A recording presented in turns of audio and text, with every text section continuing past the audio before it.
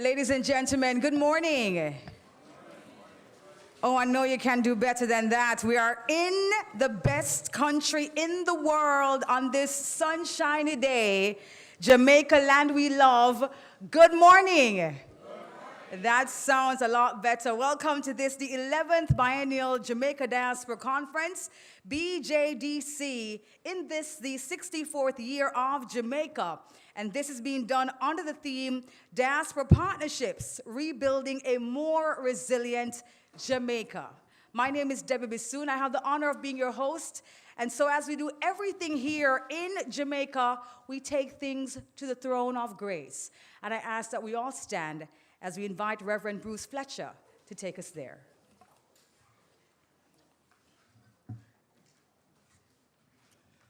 Let us pray.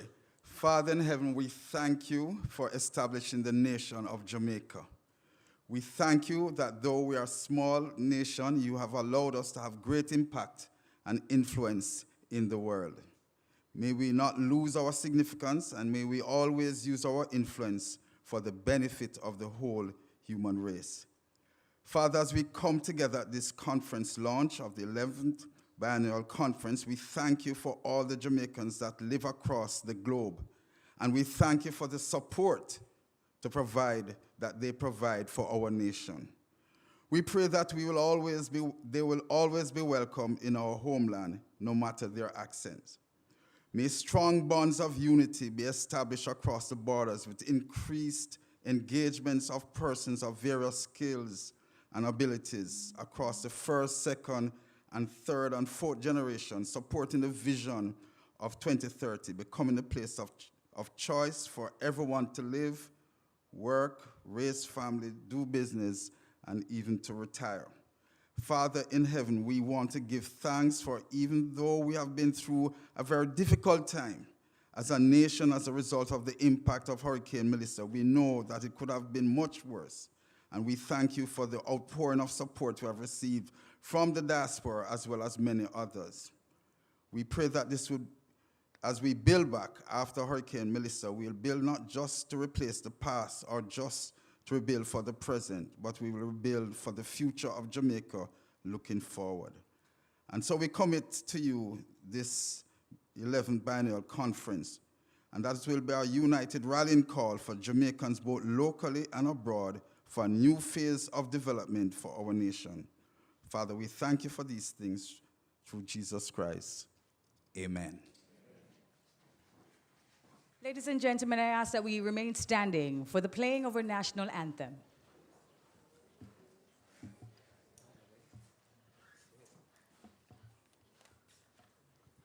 This is the singing of the national anthem by Mr. Ramon Gordon. He's a public relations and media officer here at the Ministry of Foreign Affairs and Foreign Trade.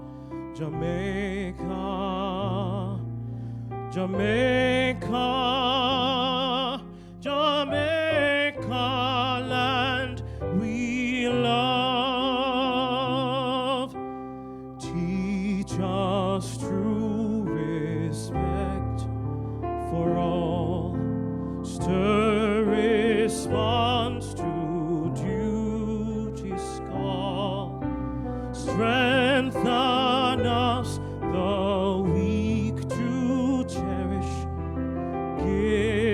us vision, lest we perish.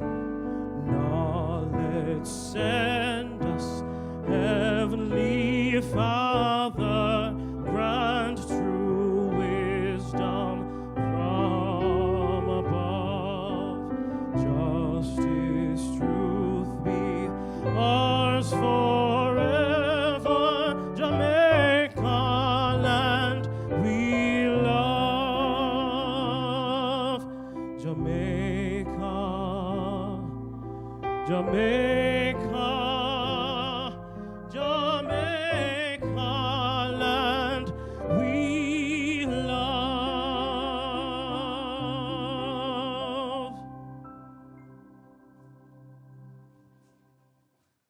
Thank you. You may be seated.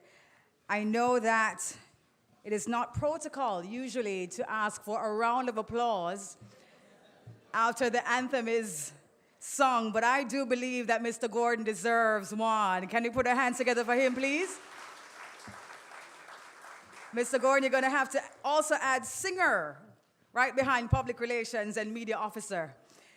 Ladies and gentlemen, do allow me to welcome this morning Senator the Honorable Kamina Johnson-Smith, our Minister of Foreign Affairs and Foreign Trade.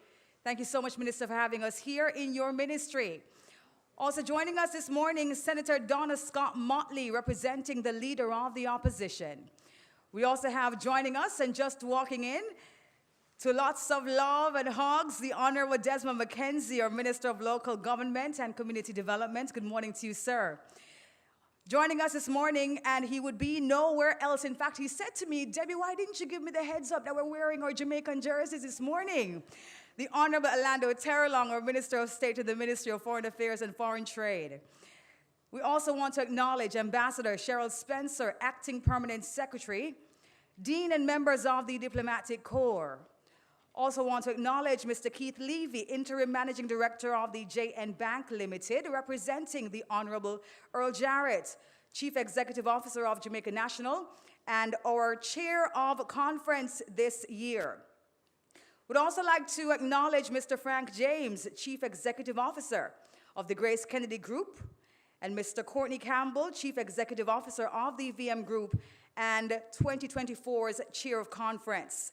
Permanent secretaries, heads of departments and agencies, partners, some of them legacy partners, and also our sponsors, distinguished guests, members of the media, folks joining us online. Good morning.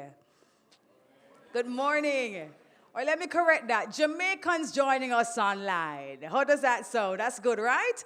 Drop your Jamaican flags, of course, and representing fine style. We're sending you sunshine. I know it may be what? Spring, going towards summer in some areas, but I know that there's some parts of the world where Jamaicans are right now, and they've, of course, opened their eyes to a frosty morning. So we're sending you some sunshine, and we're hoping that you can smell the energy of Jamaica right here. My name is Debbie Bissoon, and I don't know if you know where I'm from, not sure if it's very obvious.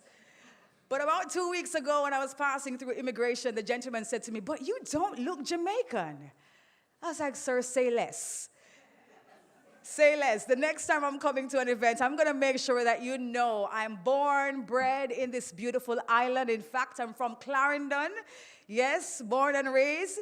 So for the persons as well, I know persons on the Instagram right now and also on YouTube, they're saying, I'm from Clarendon as well. Don't get me started in identifying all the parishes. Let's just settle by saying that we are out of many, one people, and we are all Jamaicans. Well, ladies and gentlemen, we are excited about this event. And if you were at the 2024 staging, you can also agree with me that this is a very necessary event. And wow, over a decade we have done, and now we're embarking on an all-new decade, I would say, Minister. Absolutely. I think the team deserves a big round of applause.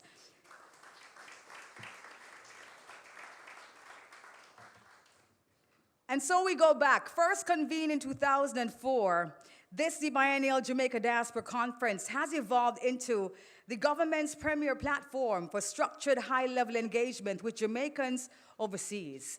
It provides a space for dialogue, partnership building. We're talking about policy alignment and the co-creation of solutions to national challenges. And boy, oh boy, our resilience was truly tested last year. And here we are, standing solid as a rock and firm as ever.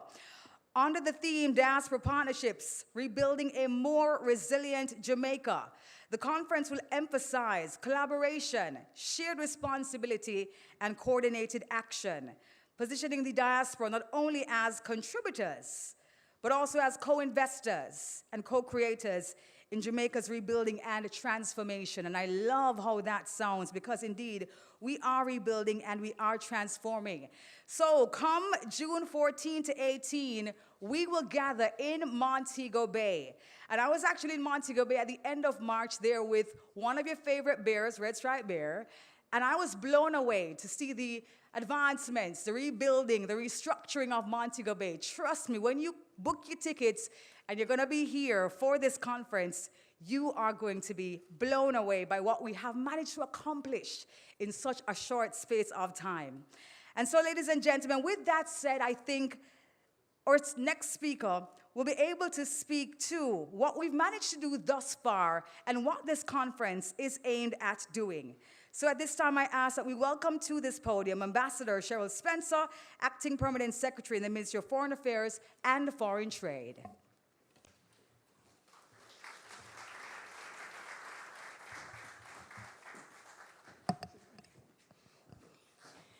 Thank you very much, moderator. And should I say I'm from St. Anne?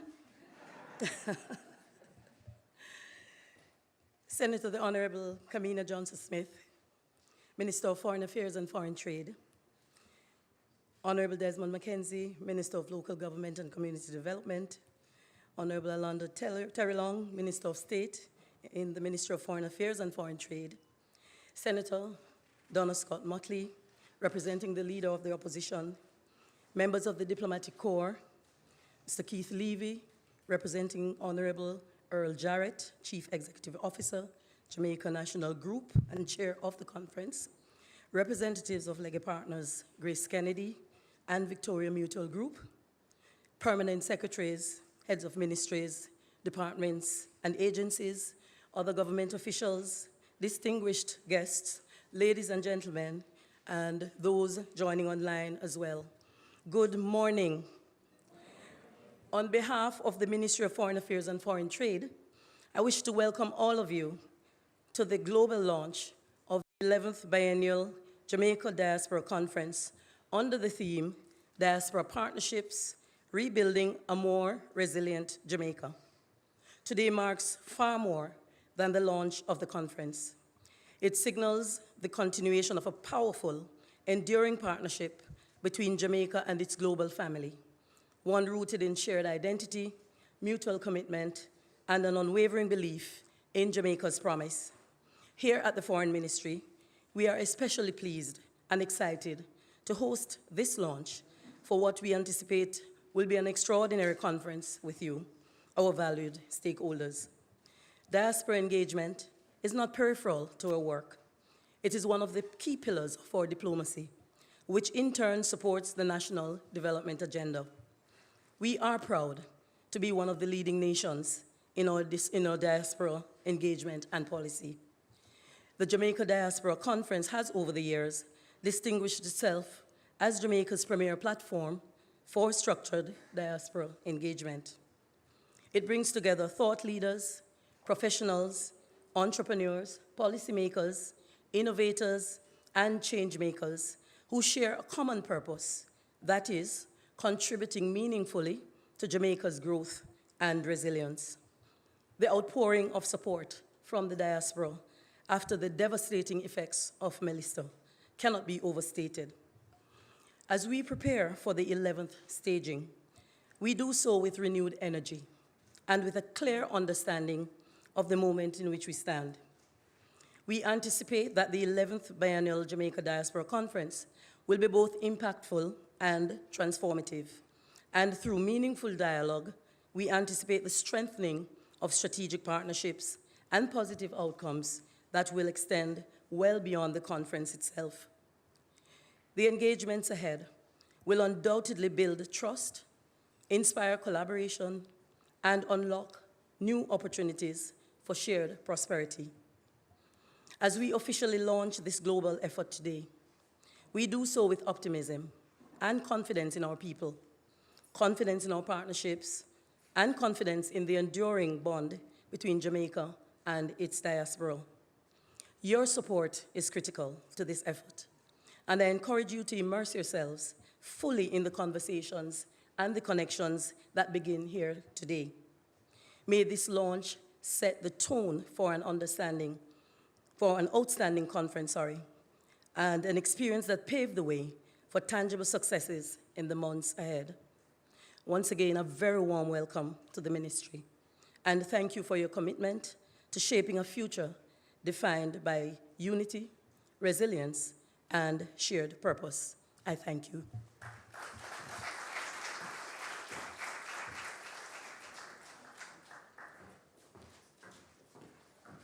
And we say thank you to Ambassador Cheryl Spencer from St. Anne,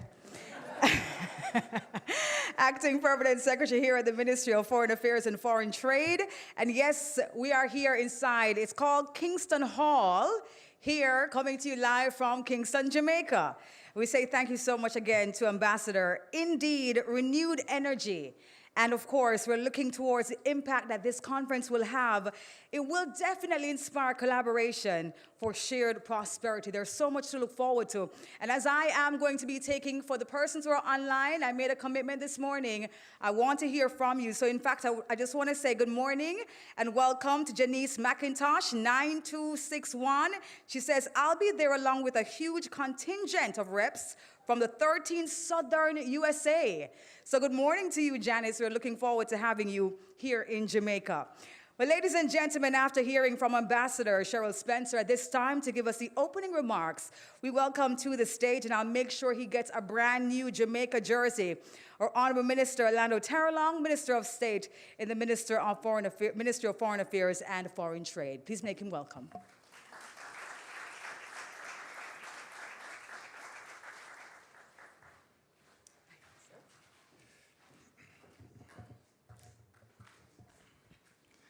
I'm looking in the room, and I think I have at least 100 witnesses, Debbie. So I'm looking forward to receiving that brand new jersey with my 100 witnesses present. Distinguished ladies and gentlemen, whilst the salutations have already been mentioned, allow me just to extend good morning once more to my dear Minister, the Honourable Kamina Johnson-Smith, to extend welcomes to Senator Motley, who's representing herself, and of course the Leader of the Opposition, my colleague Member of Parliament and our Minister of Local Development and Planning, the Honourable Desmond Mackenzie, our legacy partners who are present, of course permanent secretaries, heads of departments, ministries, agencies, and of course to you, our distinguished ladies and gentlemen who have joined us here today. And of course, I have to give a big Jamaican shout out. Welcome, good morning, welcome, all of those wonderful Jamaican greetings. Big up on yourself to our Jamaicans across the diaspora who are no doubt joining us online as we present this morning. It is with immense pride and that I stand here before you this morning at the official launch of the 11th Biennial Jamaica Diaspora Conference, which will take place from June 14th to 18th, 2026, in the beautiful Sunshine City of Montego Bay at the Conference Center, which is being renovated as we speak to host us with brand new amenities and facilities. I warmly welcome each of you to this pivotal gathering where bonds of kinship and collaboration are renewed and strengthened in the service of our beloved Jamaica.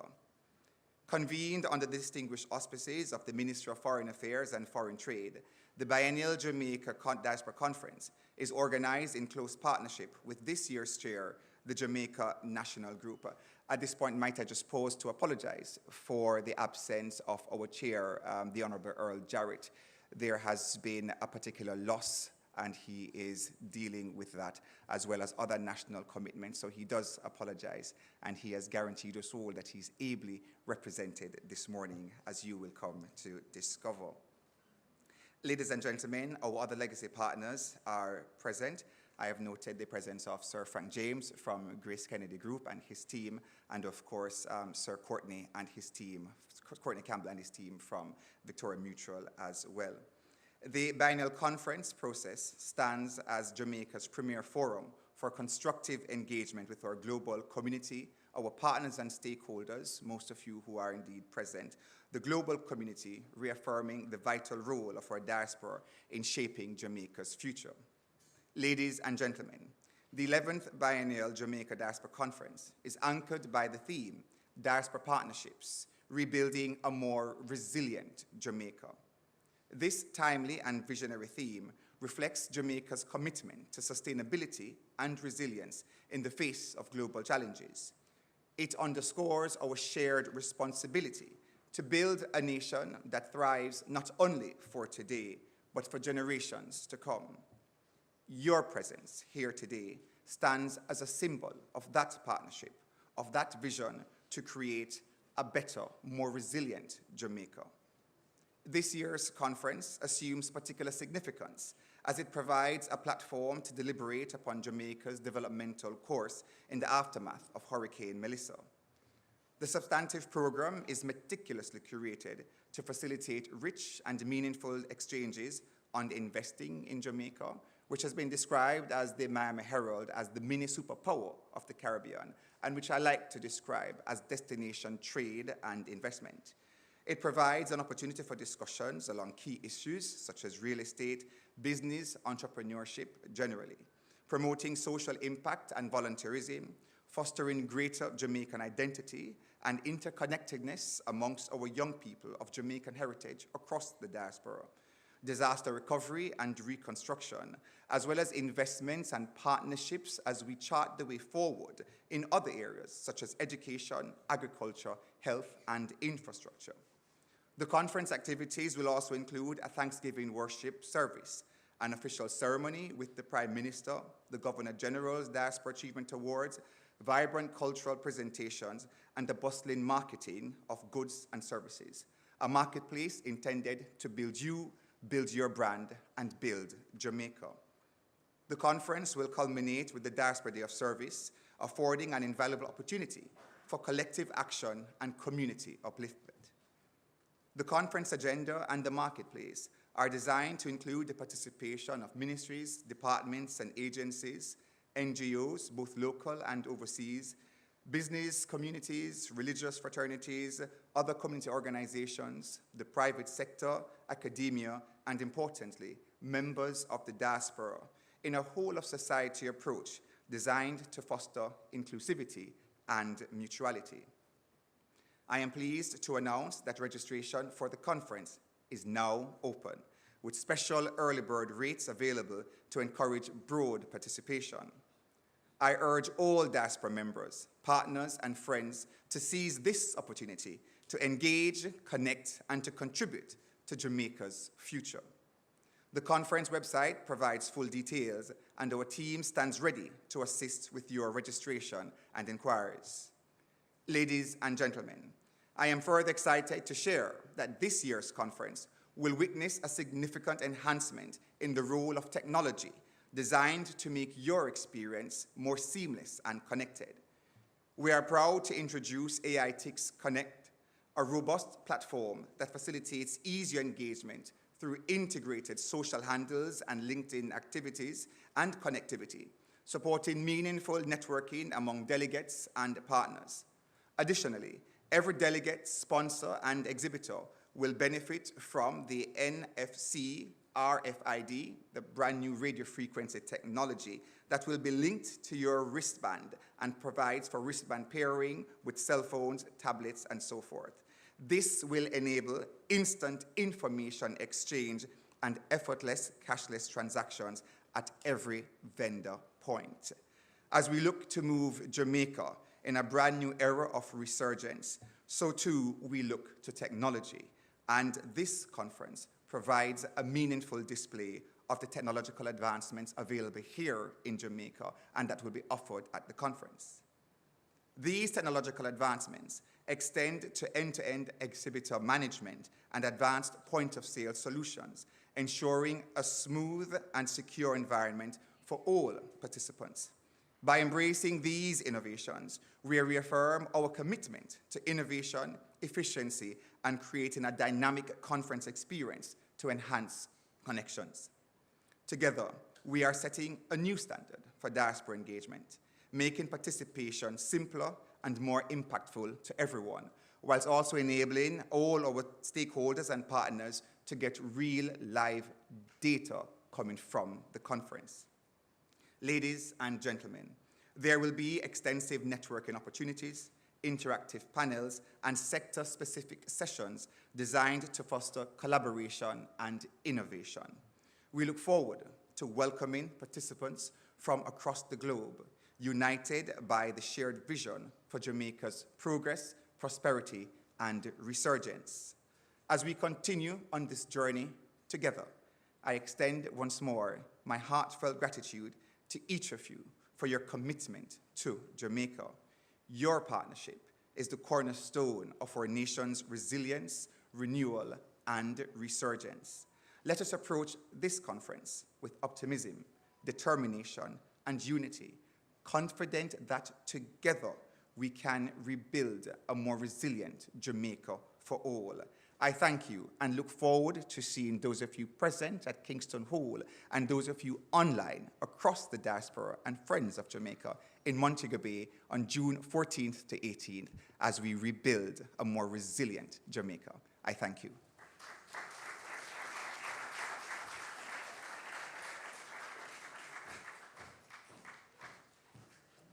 And we say a big thanks to the Honorable Minister Orlando Terrelong for that opening remarks, and also the overview of what to expect at the conference. So much to look forward to, as we are indeed the superpower of the Caribbean, and we're building back stronger and even more resilient. As our minister said, registration is now open, and we want everyone to take advantage of the early bird tickets that are now available online. We cannot wait to hear more about the technology offering that's going to be coming up later on. We have a presentation that's coming up concerning the conference technology.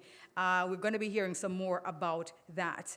Well, ladies and gentlemen, at this time, we're going to be hearing from our chairman, and he sent able representation. At this time, we invite Mr. Keith Levy, Interim Managing Director for the Jamaica National Group, to come forward representing the Honorable Minister, the Honorable Earl Jarrett. I'm not setting you up, Earl. I'm sorry, I'm not setting you up at all. Lovely, thank you very much. Well, good morning, everyone. Good morning. As you can plainly see, I am not Earl Jarrett. But I have the privilege here to represent JN Group in some opening statements and remarks. So first of all, thank you certainly to Master of Ceremonies, Miss Debbie Bisson. I should also say that I'm an advocate and fellow Clarendonian in heart.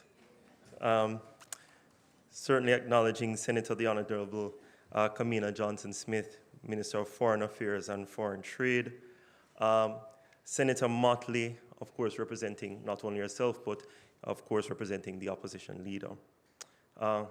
Honorable Orlando Terrelong, with some very wonderful words to start us off, Minister of State in the ministry.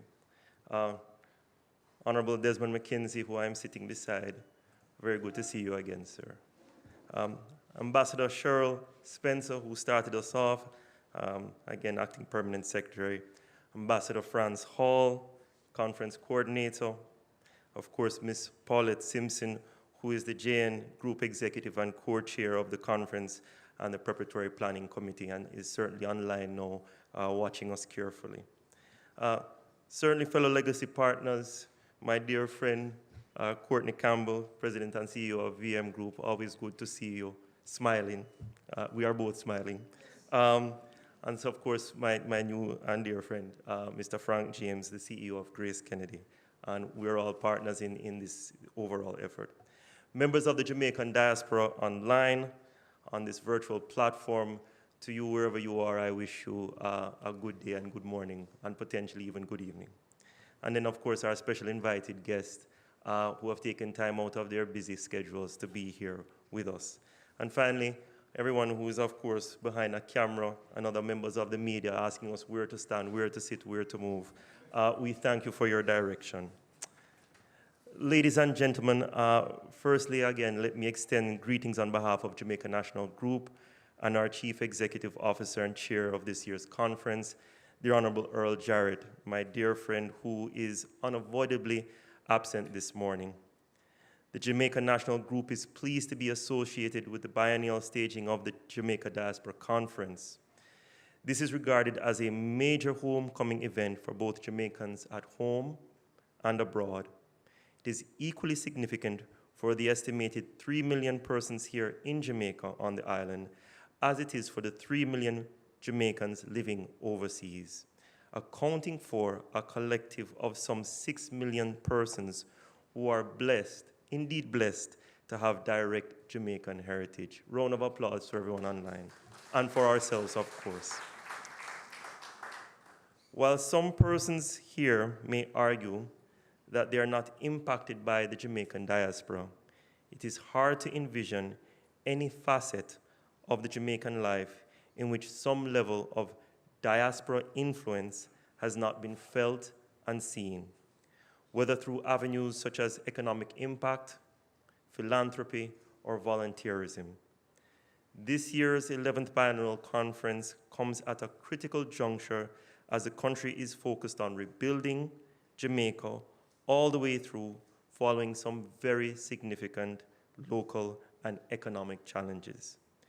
But we are confident, as our great Sir Patrick Allen has often said, there is nothing wrong with Jamaica that cannot be fixed by what is right with Jamaica.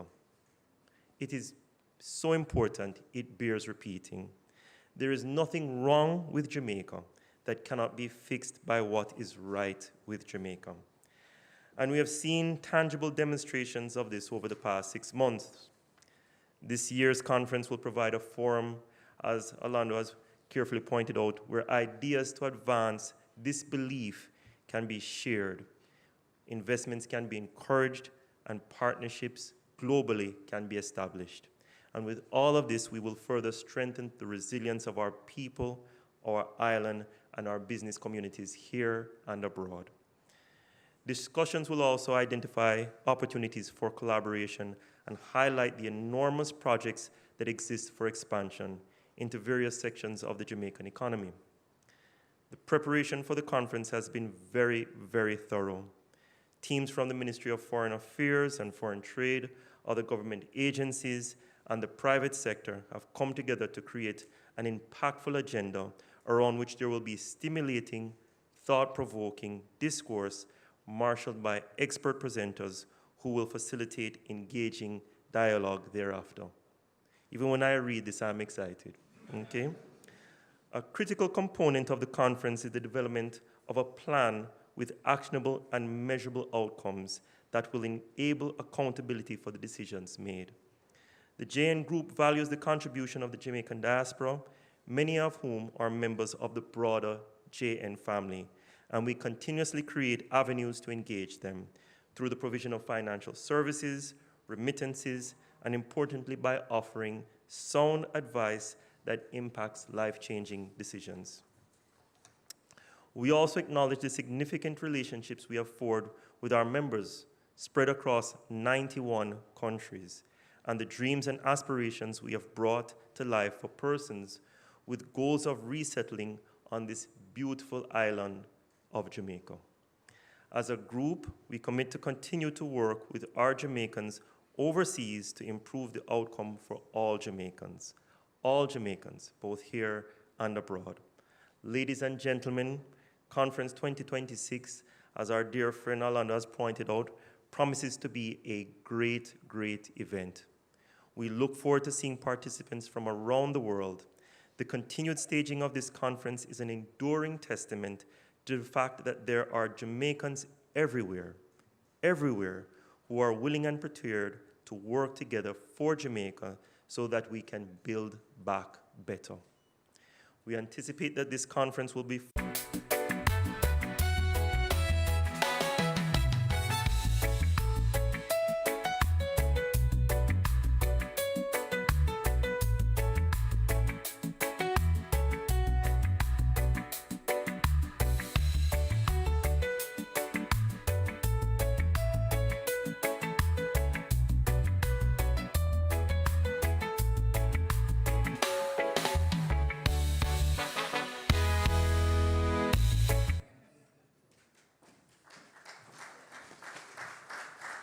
Absolutely, I think it does deserve your round of applause. One more time, please, for the 2024 staging of the conference. And wow, we've been through so much, right? We saw some scenes there of our country post-Melissa and our people, members of the diaspora, friends of Jamaica, being busy there at work, helping us to rebuild. And listen, we are not just going to build back better. I've heard our Prime Minister say it, we're building forward stronger than ever before. And that's exactly what we're going to be doing with this conference. And with you being home, as you saw just now, the persons who came here in the 2024 staging, they were enjoying some good jerk chicken from the grill. Oh, nothing quite like it. Nothing quite like getting some food straight out of the bakery. We're talking about the patty that you love so much. When you get it hot, you can't even, bite into it all at once. You get some fried dumpling that just come off of the fireside. Oh my gosh, I hope you booked your tickets because it's gonna be amazing. June 14 to when? The 18th, there you go. Put it in your calendar. Well, I know after watching that video, our past conference chair and our next speaker must be feeling very proud of what came of it. Ladies and gentlemen, please help me welcome to the stage a legacy partner from the VM Group, CEO, Mr. Courtney Campbell.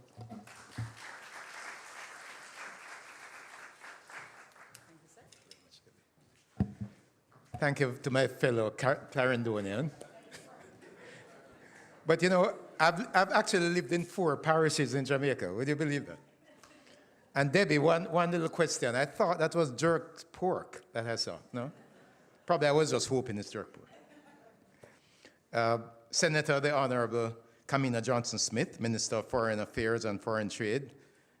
Senator Donna Scott Motley, Honorable Alanda Terrelong, Minister of State.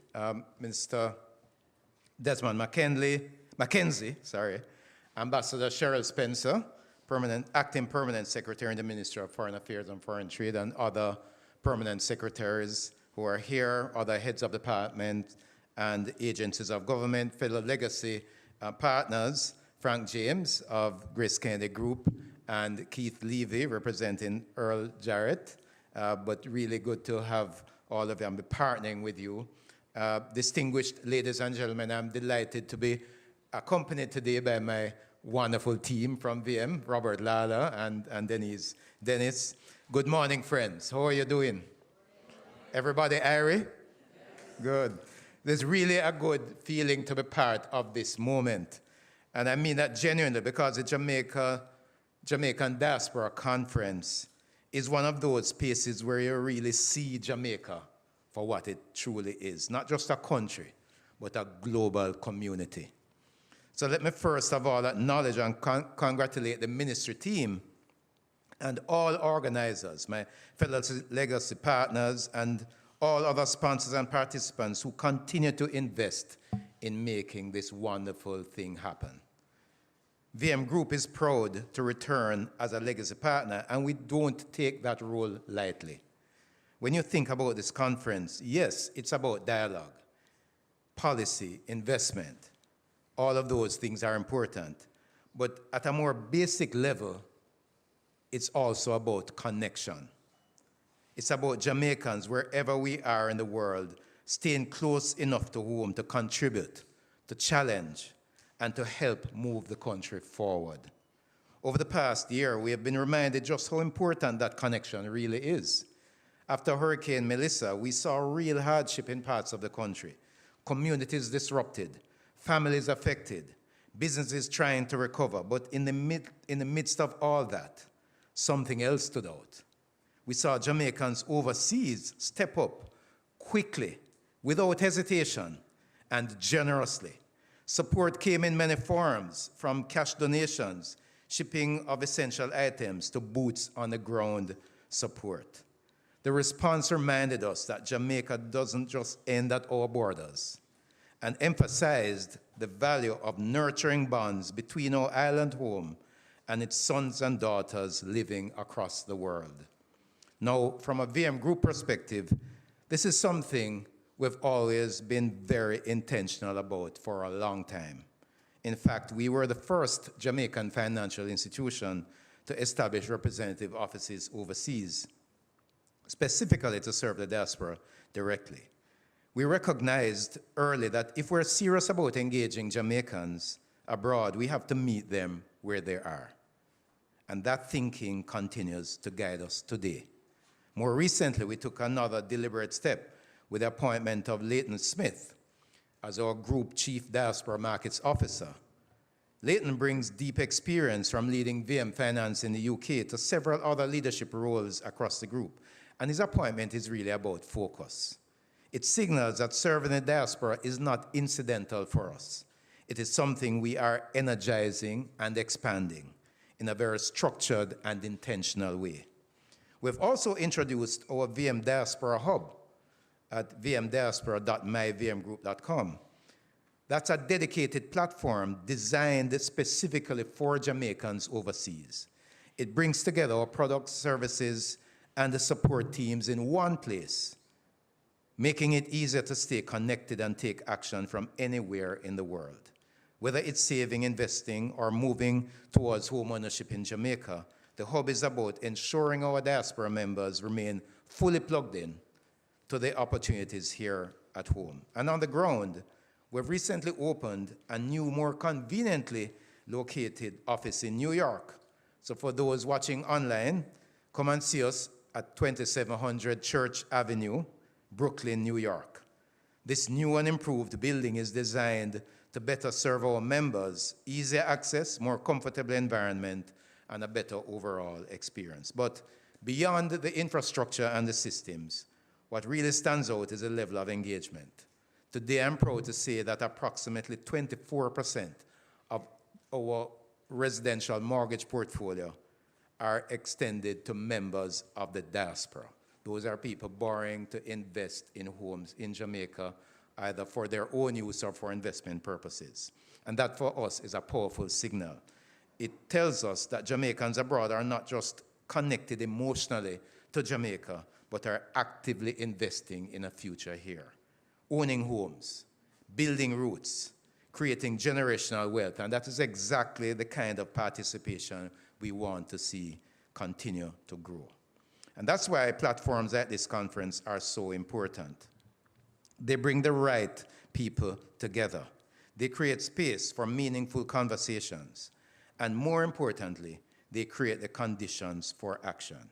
You know, I'm so aligned with what Ambassador Spencer said earlier, that we look forward to a future marked by unity, resilience, and shared purpose. And so as we look ahead to coming together in June 14 to 18, my encouragement is simple. Come ready to engage, come ready to share, and come ready to contribute. Because Jamaica's progress will come from all of us, working together wherever we are.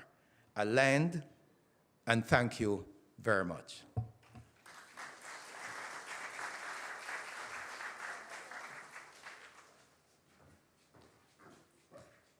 Ladies and gentlemen, Mr. Courtney Campbell, Chief Executive Officer of the VM Group. One more time for him, please. Thank you so much, sir. The work done by the VM Group for our Jamaicans living abroad is without question. You have absolutely been offering financial solution for the diaspora for years, and we are so grateful. And as he said, come ready to engage, ready to share, and ready to contribute, because that is the way we advance our nation, if we can all together pool our efforts and our knowledge and our resources to take things further and farther as a strong nation. Well, ladies and gentlemen, we heard from one of our legacy partners, and now we're going to be hearing from another of our legacy partners, from the Grace Kennedy Group. I know many of us opened that tin of Ackee, Grace Ackee, this morning. Okay, we did the right thing. Absolutely, absolutely. And so, ladies and gentlemen, please help me welcome to this stage CEO, Mr. Frank James.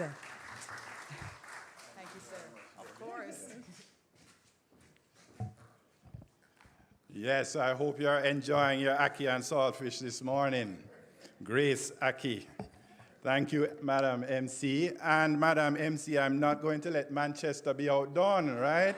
So Manchester is in the house. All right. So neighbors.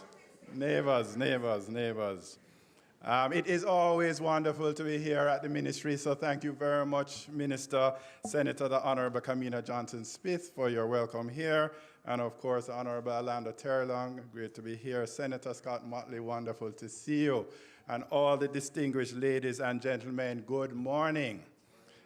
It is a pleasure to bring greetings on behalf of the Grace Kennedy family as we mark the official launch of the 11th Biennial Jamaica Diaspora Conference. Grace Kennedy remains proud to serve as a legacy partner of this important platform, which continues to strengthen the vital connection between Jamaica and our family all around the world. And indeed, you are family, we are family, so it is great to be welcoming our Jamaican family from around the world who are joining us online.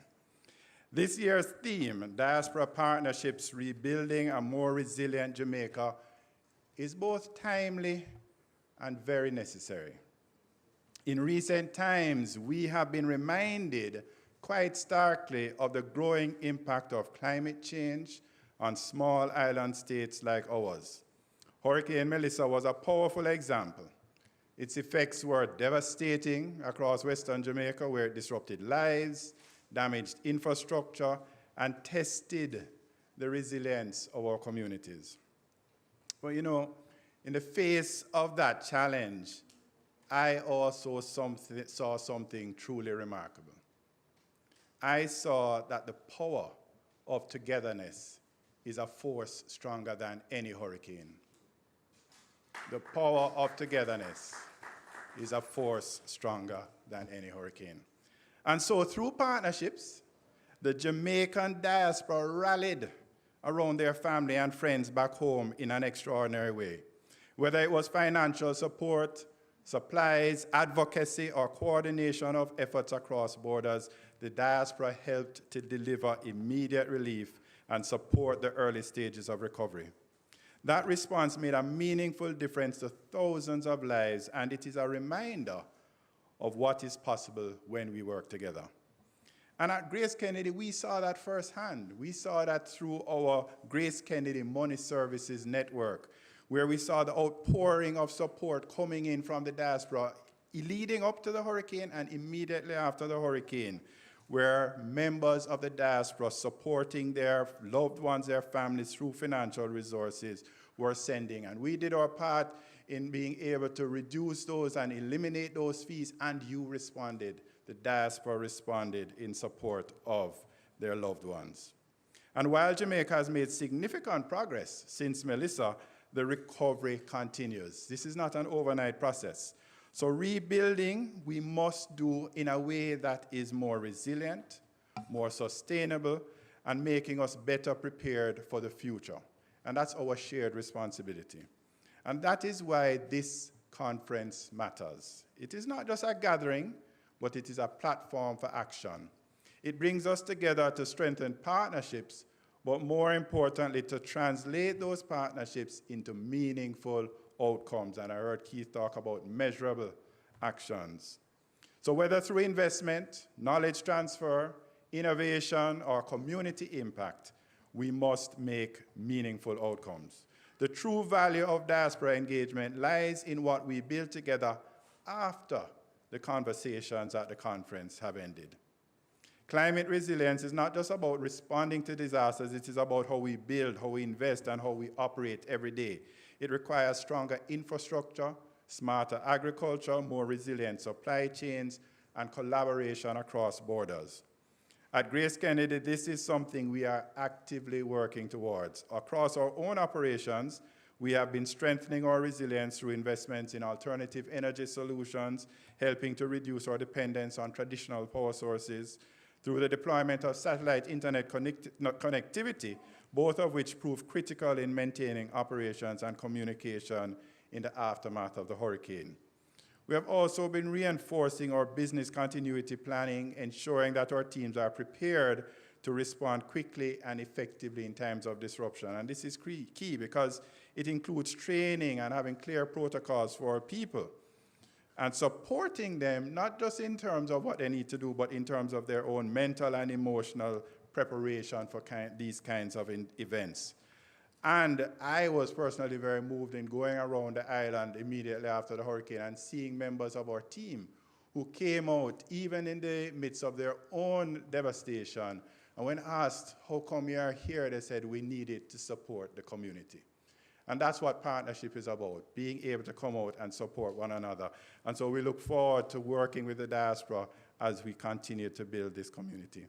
These are some of the practical steps, but they are also part of a broader shift, building systems that can withstand shocks and recover quickly, because we are in a world where we're moving from one crisis to the next. The diaspora has a critical role to play in accelerating this transition. Your expertise, your global perspective, and your willingness to invest and engage can help Jamaica build smarter, stronger, and more sustainably. This is an opportunity to ensure that we are engaging the full diversity of our diaspora, different generations, different professions, different sectors, all coming together so that the impact can be even greater.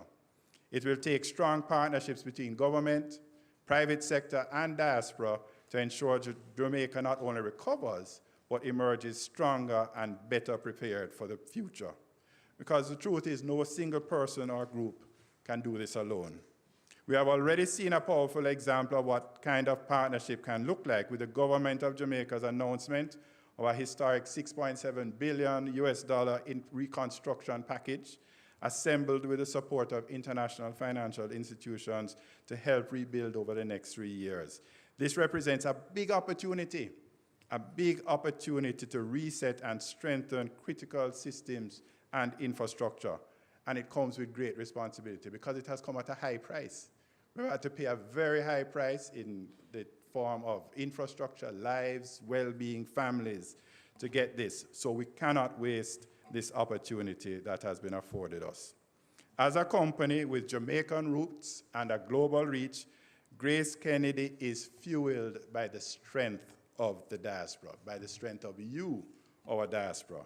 And we pursue our vision of becoming the #1 Caribbean brand in the world, built on that fuel of our diaspora.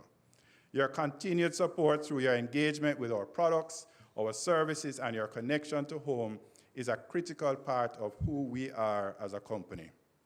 At the same time, a strong and connected diaspora benefits Jamaica in even broader ways.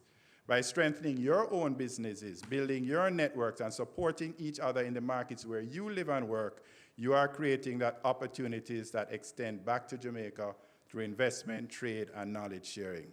So a strong diaspora is good for Jamaica, and so we want throughout this conference for you to also find opportunities to build and strengthen the diaspora as we build and strengthen Jamaica. As we prepare for this 11th staging, I encourage all involved to engage fully. Bring your ideas, share your expertise, and identify practical ways that we can work together to build a more resilient Jamaica. Let us use this moment not just to reflect, but to act in the interest of Jamaica, land we love. Thank you.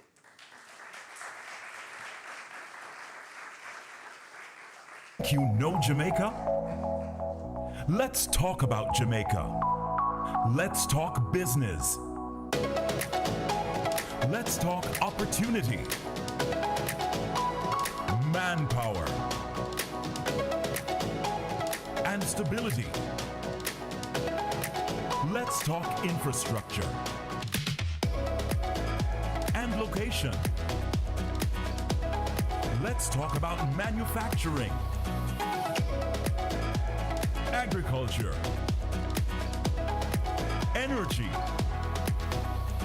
logistics, business process outsourcing, and tourism. Let's talk about your business. Let's talk vision and growth. Let's talk success.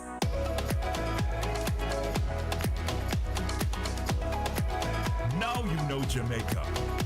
Enough talk. Let's do business. Do business, Jamaica.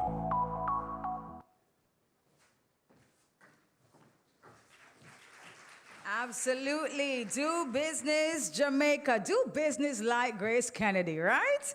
Put your hands together again, please, for Mr. Frank James, CEO of Grace Kennedy, and of course, a gentleman from Manchester. Somebody said over there earlier on, boy, Clarendon getting a whole heap of big up. So, sir, thank you so much for representing for your parish and representing so well for your company, Grace Kennedy. In fact, as he said it, Grace Kennedy is fueled by the strength of the diaspora, and that's exactly what this conference is aimed at doing, allowing the diaspora to come out and show out in fine form. So ensure that you book your time here, please, in Jamaica. Come home, man. Just come home. And let's rebuild this amazing country as a more resilient one as we look forward to a great, grand future for the next generation. And in fact, this generation as well. Let's enjoy it while we are here. Ladies and gentlemen, we're going to be hearing at this time an endorsement for the conference. This one comes from the National Identification and Registration Authority, NIRA, and we have with us Ms. Nicole White, Marketing and Planning Manager. Please make her welcome.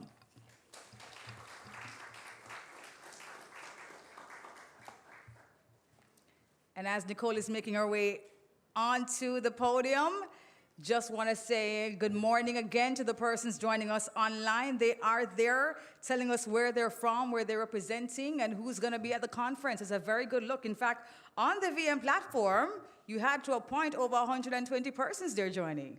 So that's very good. That's very good. So thank you so much for the persons who are joining us via VM's YouTube page and also JIS. Do we have Ms. White with us? Mrs. White? She's probably not in the room at this time, but we will try to get her here shortly. All right, well, ladies and gentlemen, our Honorable Minister of State in the Ministry of Foreign Affairs and Foreign Trade, he made us very excited earlier on, talking about the technology of the conference, and I'm very excited to hear more. So at this time, I invite from Optimity Group, Mr. Mario Sparks, who's going to be talking to us about the conference technology. Please make him welcome.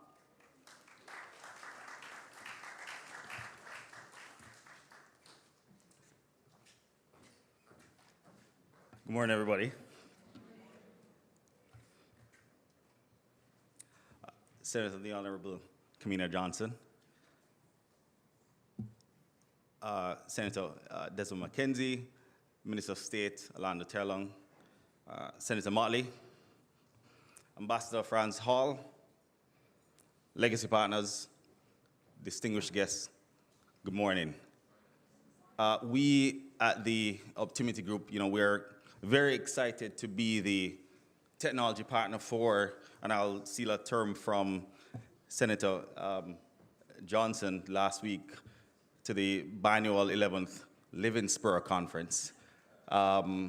It's our pleasure to be responsible for all the technology that will be used at the conference.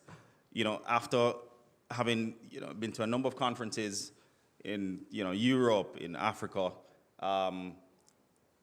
we are very excited to bring a difference in how the delegates connect, in how the diaspora connects with the legacy partners, with the exhibitors that are at the conference.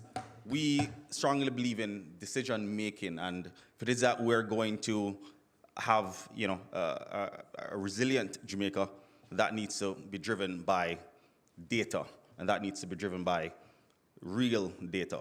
Now, we have, and I'm sure most of you may or may not have jumped on our platform. It's not just to register. We have enhanced the entire flow of how the diaspora members will interact with each other, with how the delegates will interact with each other. I'll just quickly touch on a few points here.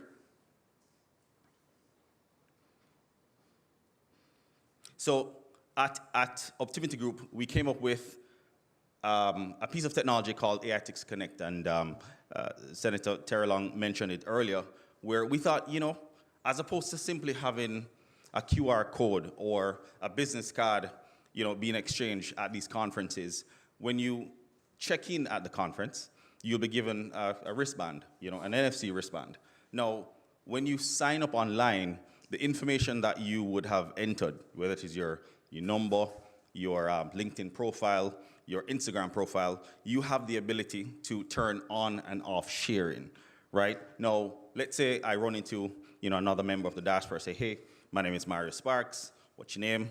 As opposed to taking out your QR code or another device, all you simply will do is use your phone, tap their wristband, and their profile in terms of their business card will pop up. You can save their contact, you can select for follow-up meetings, and that able to go on and see all the booths, all the exhibitors that will be there. You'll be able to set meetings with the exhibitors, understand exactly what their offerings are, and before you actually see who is there, sort of plan what your meetings could be or who you are interested in, right?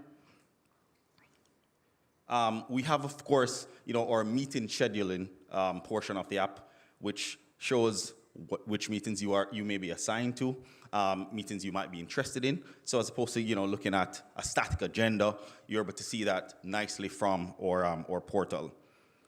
We have something that we thought was pretty cool, which is Connect Suggest. Now, how many times have you been to a conference? You run into somebody in the morning, they may not have an offering that you are interested in, but you run into another individual in the afternoon, and you say, you know what? I think these two persons should meet. So you go in the app and you place the first name, or you search the first name of the first person you would have met, and then you place the second name of the person you would have met in the afternoon, and you select Connect Suggest. It sends out a notification to both persons to say, hey, I think you guys should meet based on your offering and based on the conversation that I would have had with the other person, right? So we're adding different features to essentially make the whole connection process a little bit more seamless.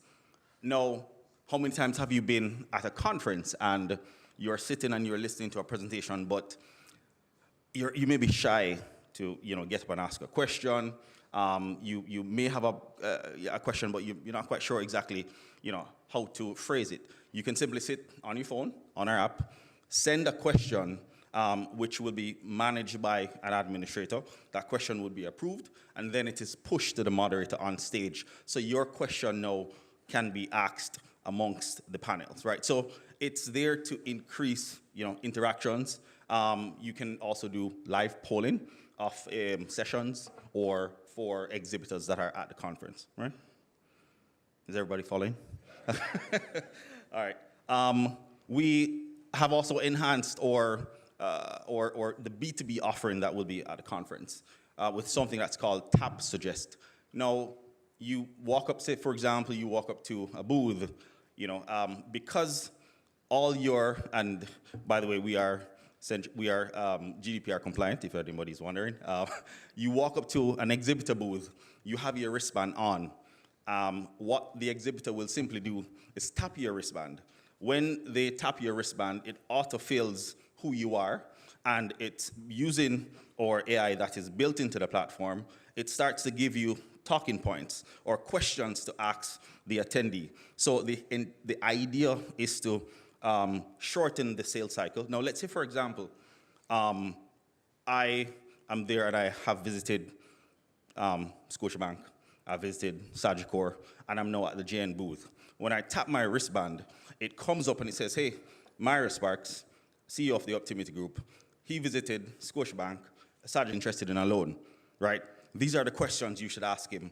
These are probably his interests. Does that make sense? So the idea is to ensure that the delegates and the exhibitors are able to seamlessly, or the delegates, the exhibitors are able to understand clearly and to cut through the weeds and cut through the unnecessaries to get you right to the point, because the whole idea of the conference is to build the connection and to actually close deals and convert those into opportunities, right? We also have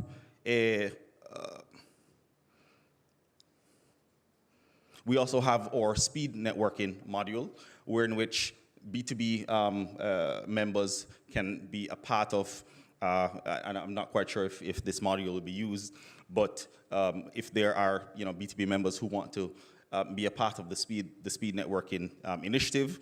It simply allocates, whether it is 10 minutes, 15 minutes, so individuals are able to connect seamlessly. We have what we also have live connect, where, let's say, for example, you want to just meet some random persons, because we understand persons are also shy, right? You are able to go onto our live connect section of the app, and once somebody else joins, it simply just connect you with an individual in the queue. You start having conversations about, points that you're interested in, opportunities that you may have, while you're in Jamaica. If that conversation isn't going, where you are, you simply click next and you go to the other individual, right? So there are tons of other features that we have built in, but, I could be up here for a little bit. So we're going to be here for the rest of the presentation. So if anybody is interested in understanding a little bit more about the tech, about what it is that we have to offer, you can either see myself or my two directors. Thank you so much.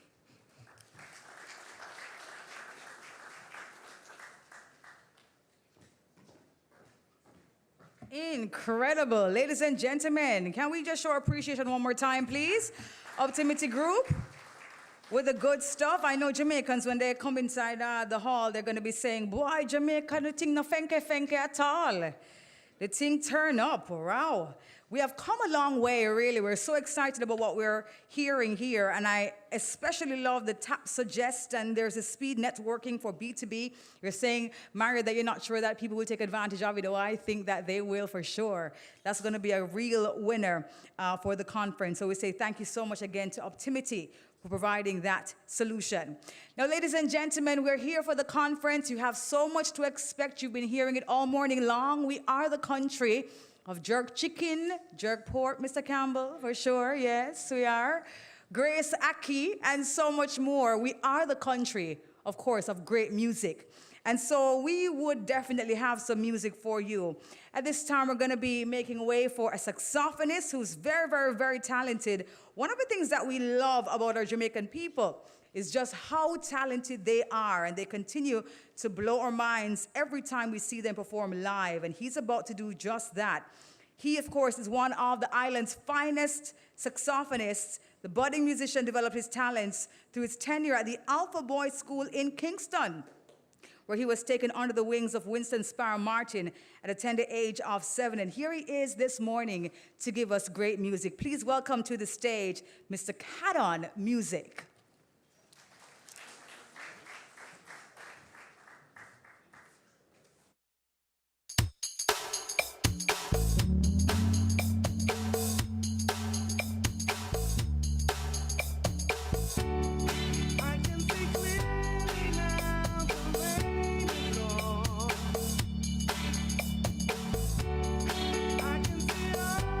Obstacles in my way.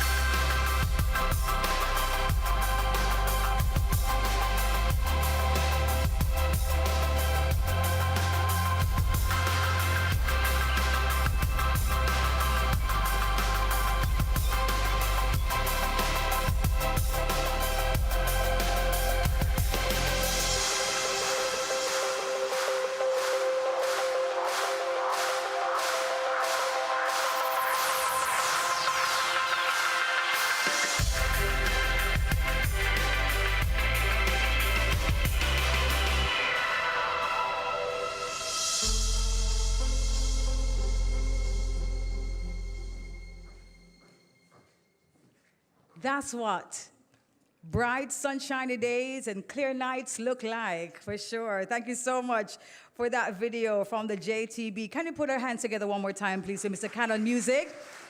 Cannon, I'm like, well, you haven't played a Barry's Hammond, Cannon. Come on. Well, thank you so much for your presentation. Ladies and gentlemen, our keynote speaker. There's so much to be said, but I'm sure she's going to have all there is to say.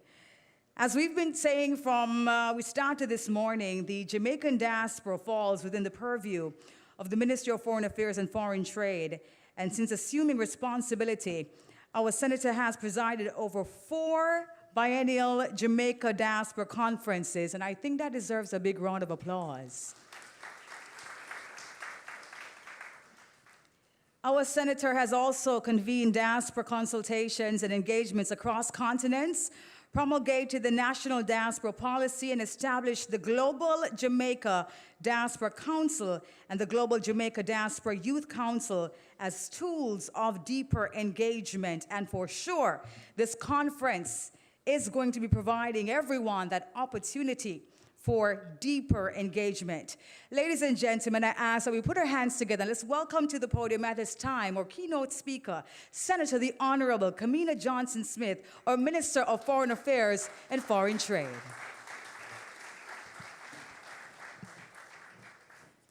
Thank you, our Master of Ceremonies and Minister Mackenzie. I'm happy to tell the crowd that I am representing the KSA municipality. Kingston and St. Andrew is in the house, and we are in downtown Kingston. Wonderful. But on behalf of Minister Terry Long, Acting Permanent Secretary Spence, and the entire Ministry of Foreign Affairs and Foreign Trade team, I want to greet and welcome my Senate counterpart, opposition counterpart, representing the Leader of the Opposition, Senator Scott Motley, and my dear Cabinet colleague, Minister Desmond Mackenzie, who has many links to our immediate surroundings. Want to welcome you and thank you very much. Want to welcome also our chair, our legacy partners, Dean and members of the Diplomatic Corps, other permanent secretaries who are present today, other representatives of ministries, departments, and agencies, members of our Global Jamaica Diaspora Council and our Global Jamaica Diaspora Youth Council, members and representatives of other diaspora organizations, all joining us online, members of the Jamaican family, good morning.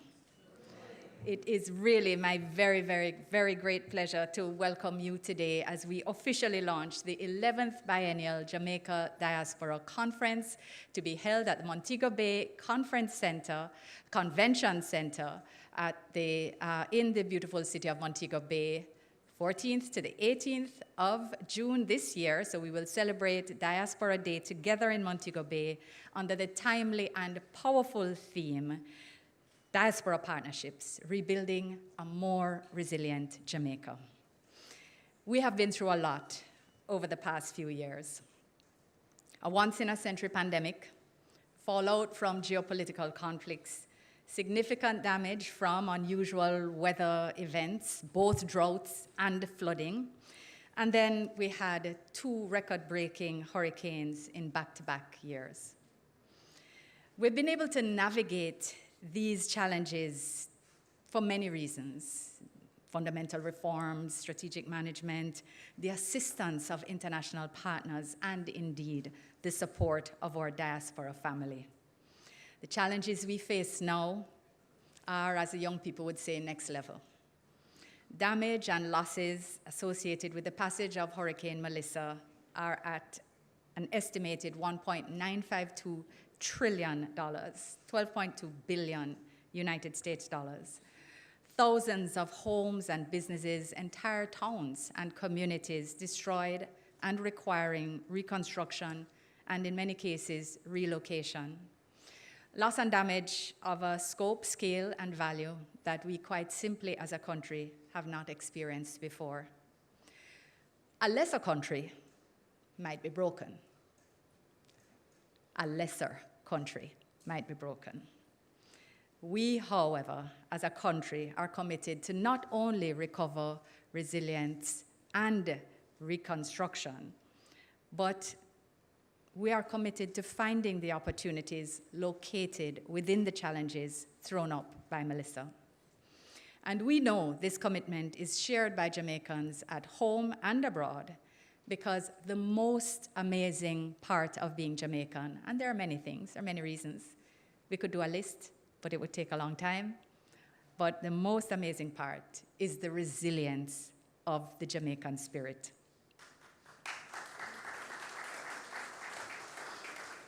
As people, we have always displayed the ability to persevere, and this has shone particularly strongly in the post-Melissa response. In fact, our response and recovery has been described in some instances as better than first world, as they've never experienced people like this anywhere in any disaster elsewhere in the world. And even as we, as a government, learn every day from partnerships, approaches that we have taken are already being looked at by international agencies as models for replication in disaster response. There is, however, so much work that lies before us. People are still dislocated. Schools and hospitals still need support. Repair and reconstruction is underway, but we now need to ramp up scope and scale. Yesterday, the Prime Minister opened the debate on the bill to establish the National Reconstruction and Resilience Authority, which will anchor and centralize new processes and the level of focus and efficiency needed for this next phase. I know many of you are looking forward to learn more about NARA and how you can participate in reconstruction and rebuilding. So I'm happy to share that reconstruction and rebuilding and the participation of NARA will be among the many interesting subjects on the conference agenda. Ladies and gentlemen, I have every confidence that all Jamaicans will continue to come together to pull in the same direction as we build and rebuild a more resilient Jamaica. Indeed, we all acknowledge that Diaspora Partnerships will be a significant part of our emergence and resurgence from Melissa. So today's launch is more than a ceremonial beginning. It's a call to action. It is an invitation. It's an invitation to Jamaicans across generations, across the globe, to continue partnering with your homeland in shaping a stronger, more sustainable, and even more resilient Jamaica, and an invitation to Jamaicans who live here to join us and build new connections across the waters. For decades, the Jamaican diaspora has been one of our nation's greatest strengths.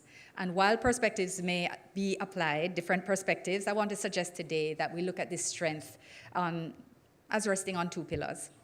The first is that Jamaica has one of the largest and most dynamic communities in the world relative to the size of our population.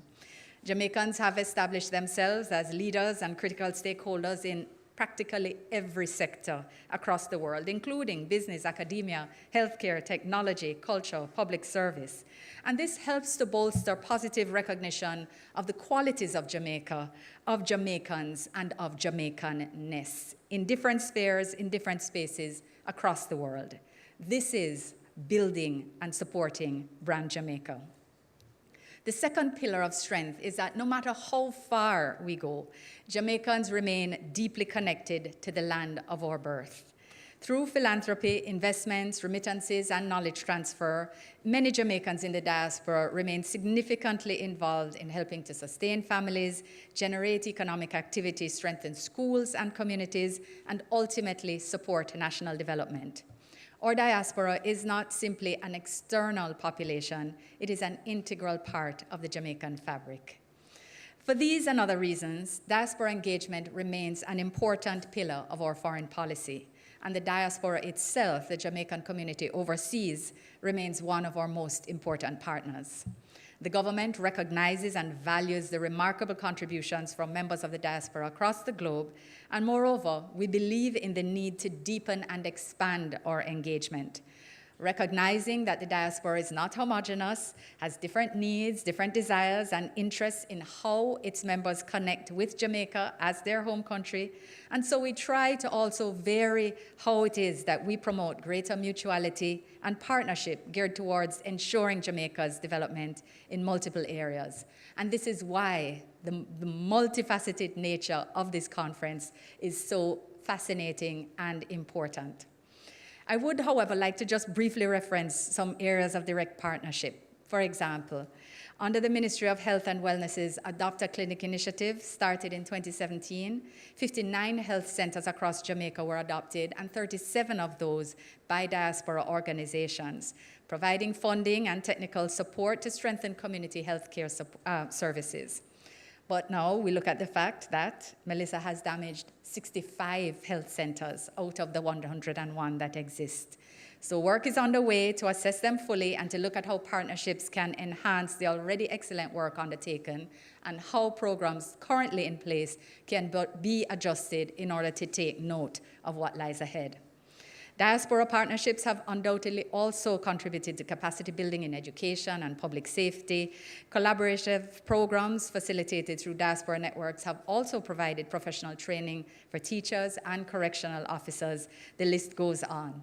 In the spirit of mutuality, the government's Jamaica Diaspora Engagement Model for National Development, the JADEM app, creates platforms through which diaspora entrepreneurs, philanthropists, and professionals can share their own expertise, support their own endeavors within their communities, and contribute to investment and innovation as amongst the community, supporting each other. May I express once again, however, on behalf of the government of Jamaica, our appreciation for the amazing expressions of solidarity by the diaspora in the aftermath of Melissa. It cannot be overstated, as Ambassador Spencer stated earlier. Many of you journeyed from far and wide. You left your work and came home. You went to the disaster zone. You rolled up your sleeves and you involved yourselves in rescue operations, logistics coordination, community outreach, and the earliest stages of rebuilding. Many of you gave cash and kind directly from the heart, from the small to the large, directly to relatives and communities, and of course, through the Support Jamaica platform. Many of you rallied to answer the call for and by our diplomatic and consular missions overseas. And even as we acknowledge that there is still so much to be done, it is so heartening and so heartwarming to know and to have witnessed your love and commitment, which never fails. We say once more, thank you.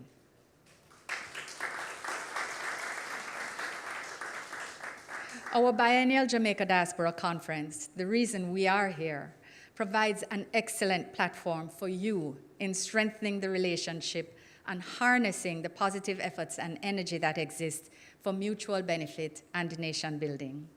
Since its inception some 22 years ago, the conference has provided an opportunity for dialogue and reflection on shared achievements, to address emerging challenges, and to identify new pathways for engagement.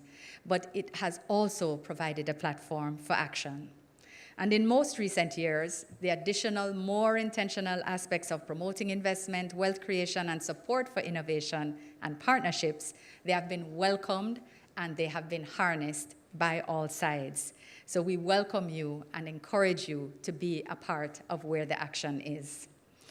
Ladies and gentlemen, the world we inhabit today is marked by rapid change and increasing uncertainty.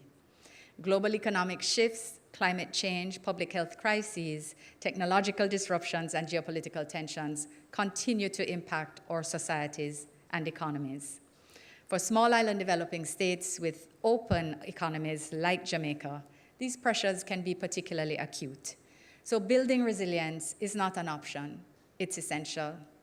It is also not unidimensional. Resilience means strengthening our economy so that it can withstand external shocks. It means building communities that are even safer, healthier, and more inclusive. It means protecting our natural environment, even as we develop our built environment, including housing with an intention to prepare for the impacts of climate change.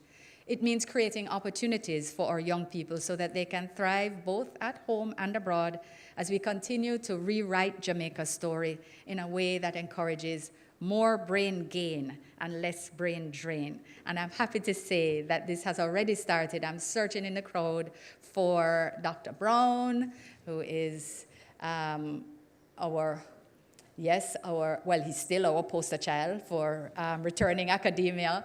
We have Camille Didier from Island Car Rentals, who is also returning in the private sector. We have Kwame McPherson in public health and creative industries, among so many more. The return is happening, and we encourage you all to come and hear more about it, because this will be a new element of the conference as well. In this vein, we view Diaspora Partnerships as being indispensable. The conference which we're launching today clearly does not represent the journey, but it's such a critical part of it.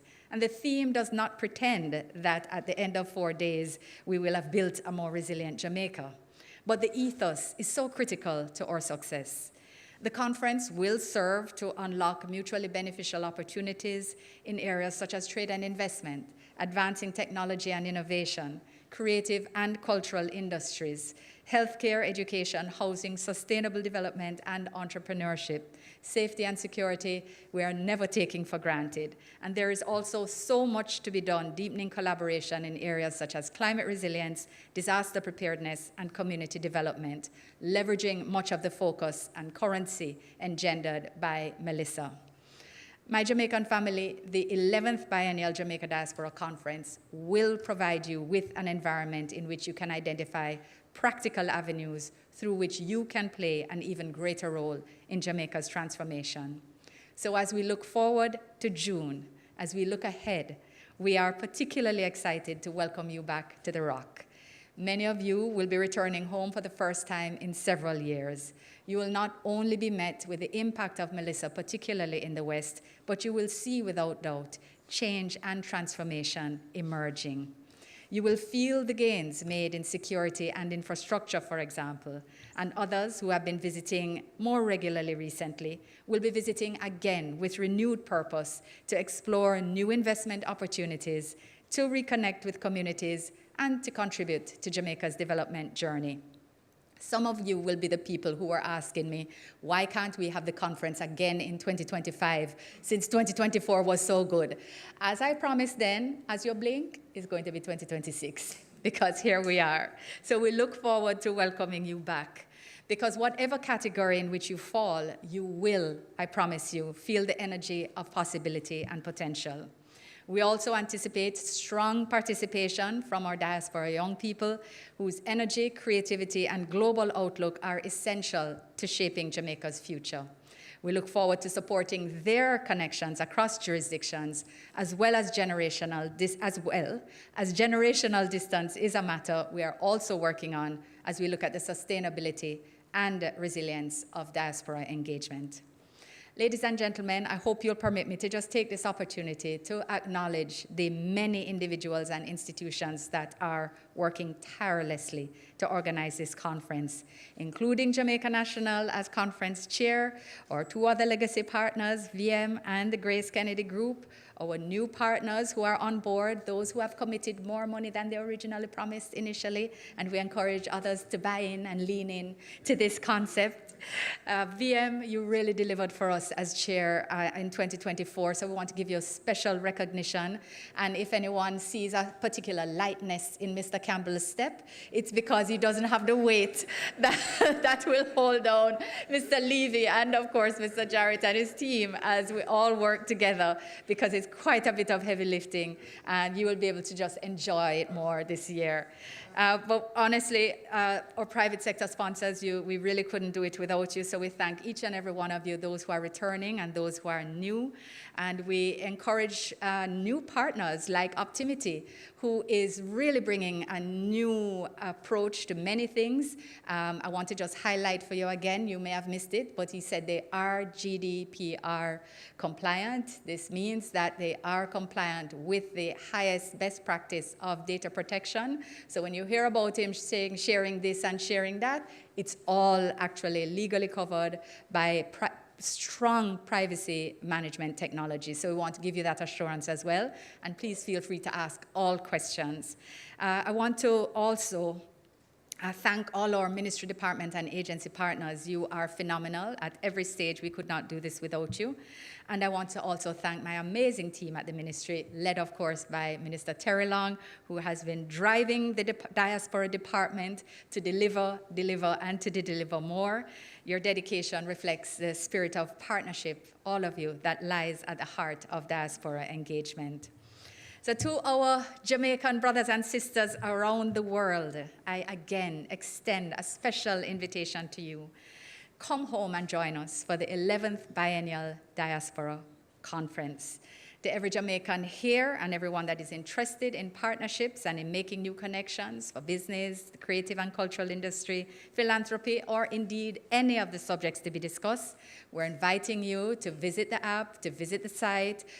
Details are going to be emerging as we roll out all the information to you. You may be surprised at the prospects that arise in things that you didn't even anticipate or contemplate when you decided to come. So just come, because it will be beyond expectations. The opportunity to share your ideas, your expertise, and your vision for the future of this country is being offered by this conference. And the opportunity to build your brand is being offered at this conference. By doing so, you not only build your own business, build your own personal business, but you also play an active part in building and rebuilding a Jamaica that is stronger, more resilient, and more prosperous for generations to come. The challenges we face as a nation are real, but so too is the Jamaican spirit, and so too are the opportunities waiting to be grasped. With the combined strength and creativity and commitment of Jamaicans at home and abroad, there is no limit to what we will achieve together. So as we launch this conference today, let us reaffirm our shared commitment to partnership. Let us continue building bridges between Jamaica and her global community, and let us work collectively to rebuild and indeed reimagine a truly more resilient Jamaica. I thank you all once more.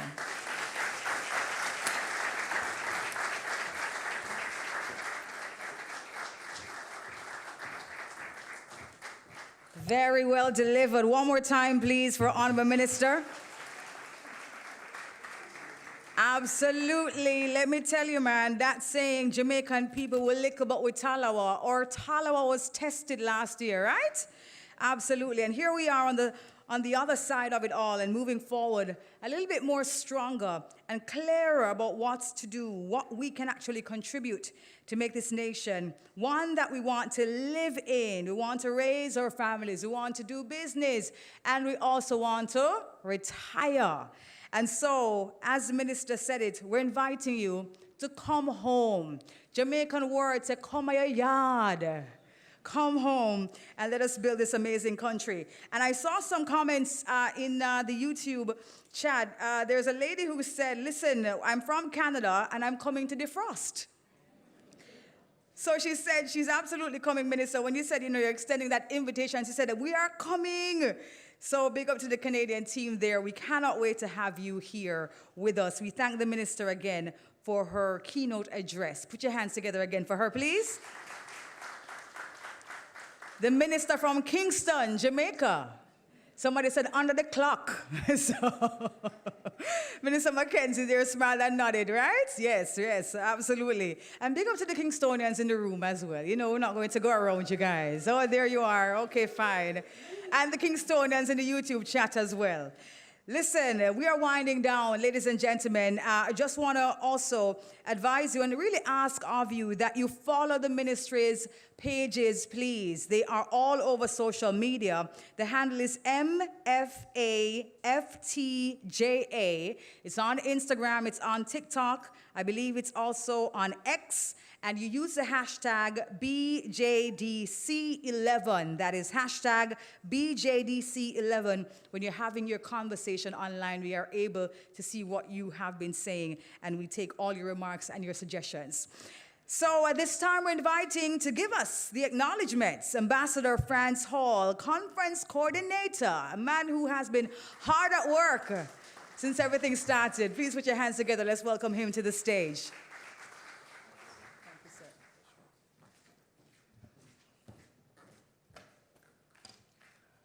I'm sorry, I'm still very old school with my paper and folder.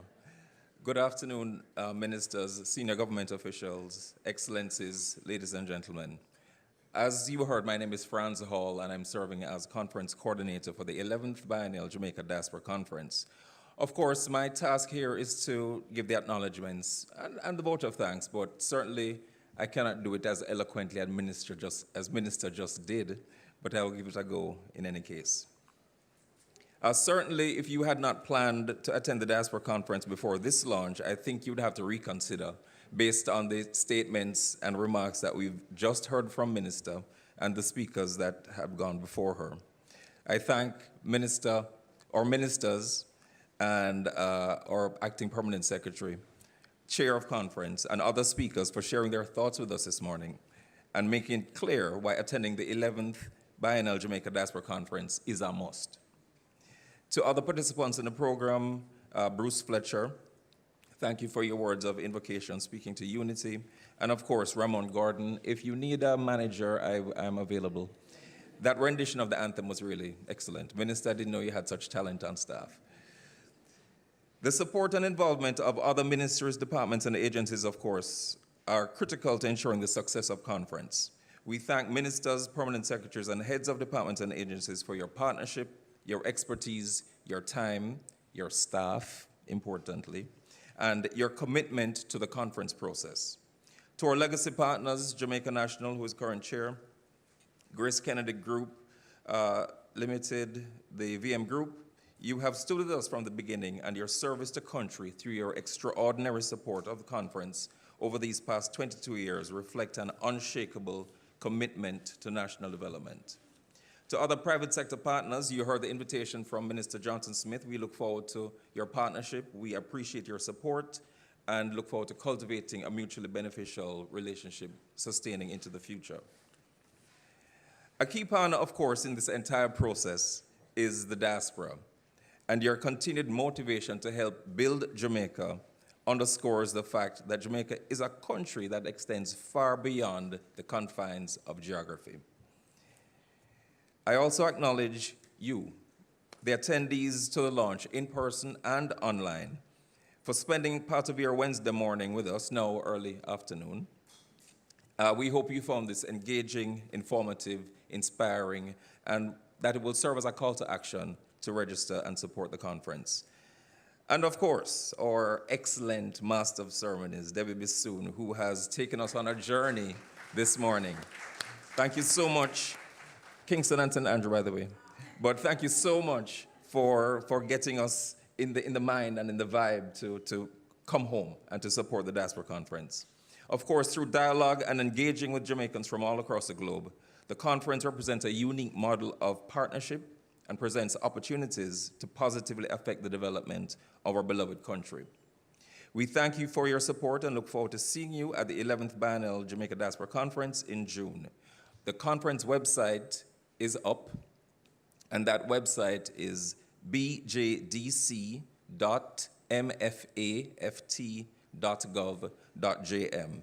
Please visit, please register, and we look forward to seeing you in June. Thank you so much.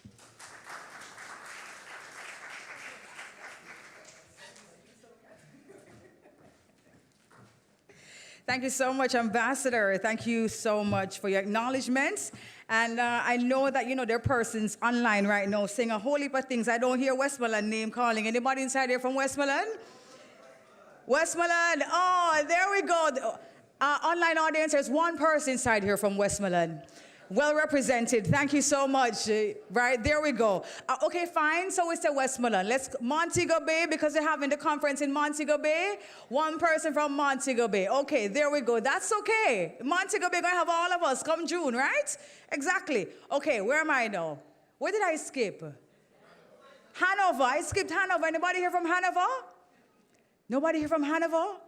Oh, one person there from Hanover. Thank you so much. Two persons from Hanover. Okay, so we're in Trelawney now. Anybody here from Trelawney? Trelawney team, 3 persons. There you go. You come out strong, man. What? 3 persons. So Trelawney, St. Anne. 3 persons from St. Anne. I see the hands. Okay, St. Mary. St. Mary, you have your own airport though, come on. Come on. Okay, well, we have one person there from St. Mary. All right, St. Mary, and then we're over to Portland. Portland, my favorite parish. Love Clarendon, but of course, you have one person there from Portland. Anybody from St. Thomas? That is good. We should always, yes, hello, we have to declare we're from St. Thomas. St. Thomas got a highway, right? Things are very different down that side. Hello. Okay. Coming across now, yes, we talk about Kingston and St. Andrew team. Yes, Kingston and St. Andrew. I miss out somebody? St. Andrew, sorry. There is a distinction. She said Kingston, so represent for Kingston, woo, and then St. Andrew. Right. There is a difference. Okay, St. Catherine. Two persons from St. Catherine. Let me be specific. Can I say Portmore? Okay, well, there, sit there. Minister Terry Long, of course, representing in fine form. I said Clarendon already. I'm going to say it again. Clarendon. There we go. Mandeville, Manchester peeps in the house. That's what it's all about. St. Elizabeth. Okay. I think I cover everybody, right? Okay, good. Jamaicans at home and abroad. You know, that's what it's all about, man. Please book your tickets. Get here June 14 to the 18th here in Jamaica, Montego Bay, for this amazing conference. Again, we just want to remind you, we'll have a high-level opening ceremony and keynote address. There's also sessions featuring national and international leaders. We have a thematic breakout session where there'll be several of them for in-depth dialogue and solution building. There'll be business and investment forums, government at your service interface. You'll be able to fast-track so many services there on location in Montego Bay. There's also the marketplace for Jamaican goods and services, cultural showcases highlighting resilience and national identity. There's also the day of service, enabling participants to directly contribute to rebuilding efforts in affected communities. You cannot afford to miss it. And that, ladies and gentlemen, brings us to the end and the conclusion of this launch event. But for sure, we are going to be in Montego Bay come June 14 to 18. It has been my pleasure. My name is Debbie Bissoon. Have a bonononos rest of day. Blessings. Thank you.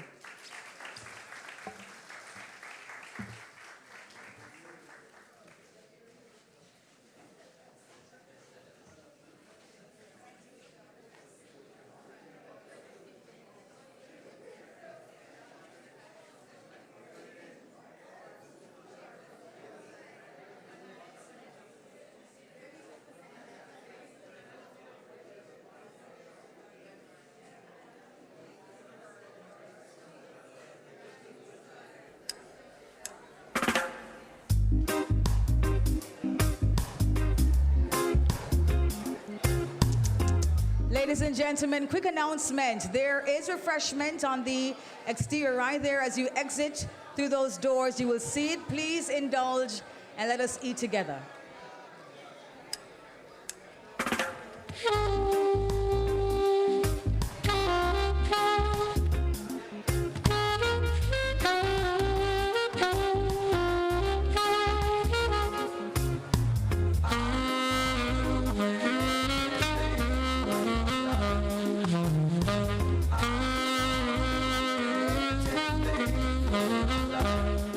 Mm-hmm.